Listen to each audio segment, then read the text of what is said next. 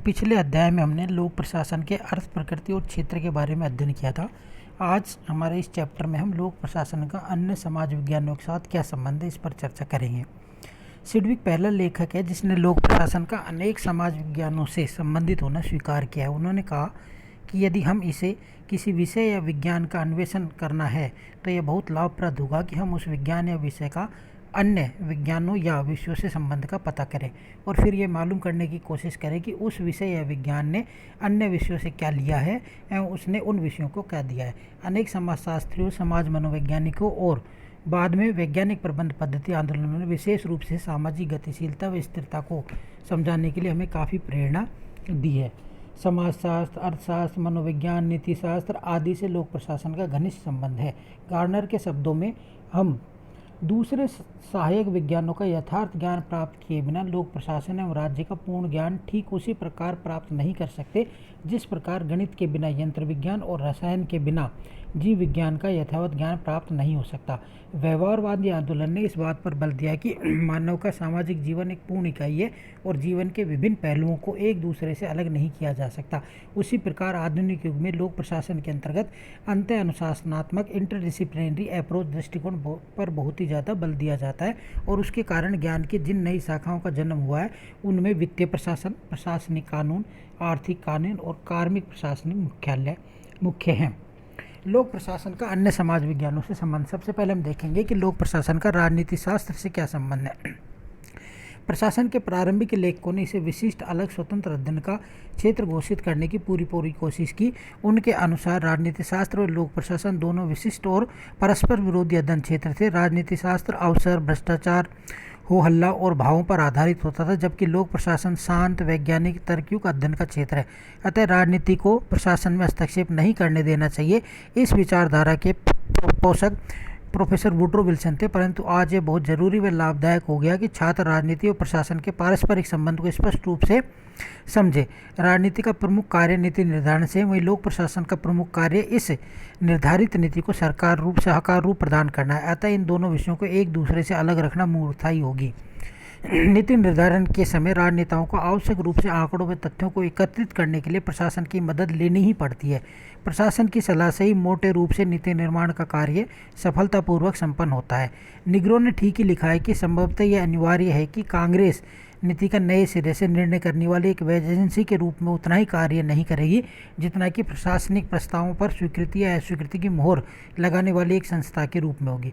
फिपनर कहते हैं कि राजनीति शास्त्र के विभाजन के संबंध में तर्कयुक्त दृष्टिकोण अपनाते हुए इसे गलत करार दिया गया और कहा कि यह विवाद बेकार है, क्योंकि राजनीति शास्त्र के बीच विभाजन से तात्पर्य केवल कार्य करने के नियम बनाने से है, जो कि अधिकांश मामलों में स्वयं इस बात का निर्णय कर देते हैं कि कोई विशेष मामला व्यवस्थापिका के क्षेत्र से संबंधित है या प्रशासनिक क्षेत्र से संबंधित है। लिपमैन के अनुसार आधुनिक राज्य में सरकार कार्यों को स्पष्ट रूप से सिद्ध किया जा सकता है। सरकार एक निरंतर प्रक्रिया है जिसके दो स्तर होते हैं, अतः विधि निर्माण एवं प्रशासन दोनों एक दूसरे से मिले हुए हैं। लोक प्रशासन एवं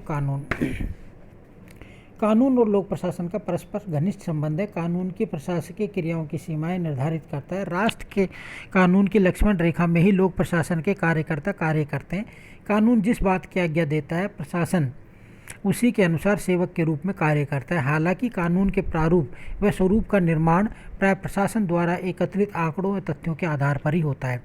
व्हाइट व वुड्रो विल्सन ने तो प्रशासन की परिभाषा भी कानून से घनिष्ठ संबंध बतलाकर की है। विल्सन लिखते हैं कि सार्वजनिक विधि को विस्तृत एवं व्यवहारिक रूप से क्रियान्वित करने का नाम ही लोक प्रशासन है। सामान्य कानून तथा प्रत्येक विशिष्ट क्रियान्वयन को ही प्रशासन का कार्य। उदाहरण के लिए करों का निर्धारण व संग्रहण करना, आंतरिक व्यवस्था व सुरक्षा आदि प्रशासन के कार्य हैं, लेकिन कानून इन संबंधी कार्यों को संपन्न करने का निर्देश प्रशासन को देता है। अतः कानून प्रशासन से पृथक है। प्रशासन प्रत्येक कार्य कानून की लक्ष्मण रेखा में सिमट कर ही करता है और जहां कहीं भी सीमा का उल्लंघन होता है, न्यायालय के सामने प्रशासन को जवाब देना पड़ता है। कई बार प्रशासक इन भूलों के लिए दंड के भागीदार भी हो सकते हैं। प्रशासन विधि निर्माण में तो सहायक है ही, साथ ही साथ वर्तमान युग की जटिलता, समय की कमी व दक्ष ज्ञान के अभाव में व्यवस्थापिका स्वयं प्रशासन को हस्तांतरित या सौंपे गए विधान के अंतर्गत रिक्त स्थानों की पूर्ति का अधिकार भी देती है। अतः यह कहना अतिशयोक्तिपूर्ण नहीं होगा कि कानून का रूप प्रशासन ही तय करता है। वैसे लोक प्रशासन का कानून निर्माण, उसकी क्रियान्विति और हस्तांतरित विधान के अलावा लोक कल्याण के अन्य सभी कार्य भी संपन्न करता है, जो सभी कानून के इर्द गिर्द संपन्न होते हैं। लोक प्रशासन अर्थशास्त्र का संबंध। वर्तमान युग में लोक प्रशासन और अर्थशास्त्र में घनिष्ठ संबंध है, क्योंकि लोक प्रशासन के वर्तमान युग में लोक प्रशासन और अर्थशास्त्र दोनों मिलकर कार्य करते हैं। 19वीं सदी तक राज्य पुलिस राज्य की अवधारणा के अनुसार व्यक्ति व समाज के कार्यों में न्यूनतम हस्तक्षेप की नीति के अंतर्गत केवल सुरक्षा, आंतरिक कानून, शांति व्यवस्था व न्याय के प्रशासन तक ही सीमित था। लेकिन औद्योगिक क्रांति के कारण राज्य मजबूर होकर श्रमिकों के कार्य करने का समय, दशा, उनके कल्याण हित के कार्य आदि अनेक कार्यों में हस्तक्षेप कर चुका है। आर्थिक राष्ट्रवाद व अंतर्राष्ट्रीय प्रतियोगिता के कारण राज्य के लिए जरूरी हो गया कि वे राष्ट्रीय उद्योगों को संरक्षण प्रदान करें, उन्हें आर्थिक सहयोग दें, वे विदेशी व्यापार को भी संरक्षण प्रदान करें।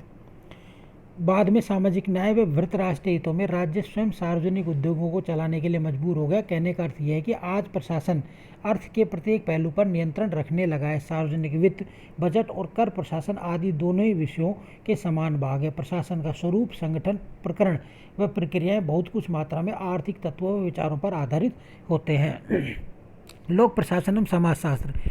समाज के मूल स्वरूप व अवशेषों का अध्ययन ही समाजशास्त्र है, परंतु लोक प्रशासन सामाजिक कार्य व उद्देश्य पूर्ति की कुंजी है, इसलिए दोनों का अटूट संबंध है। कई प्रमुख प्रशासनिक कार्यों व नीतियों का निर्धारण सामाजिक अध्ययन पर ही निर्भर करता है।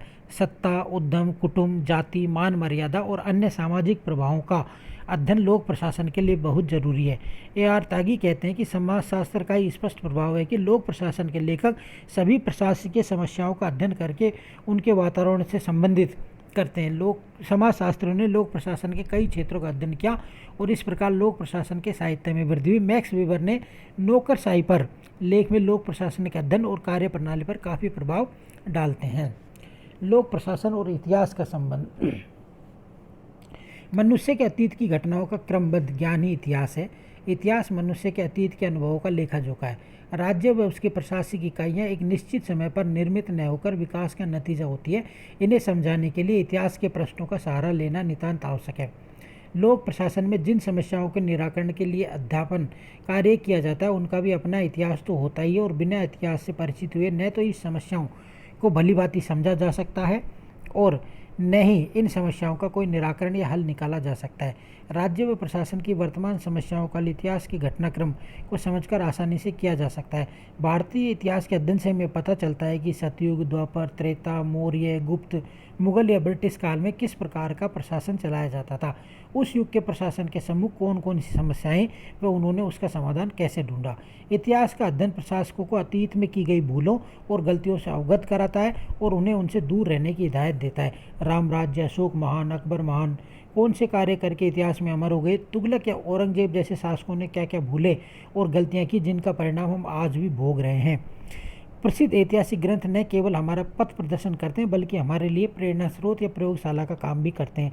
कौटिल्य का अर्थशास्त्र, अबुल फजल की आयन अकबरी, अकबरनामा, मैकावली का द प्रिंस और यदुनाथ सरकार द्वारा लिखित ग्रंथ प्रशासकीय समस्याओं के हल में सहयोगी सिद्ध हुए हैं। लोक प्रशासन व नीतिशास्त्र।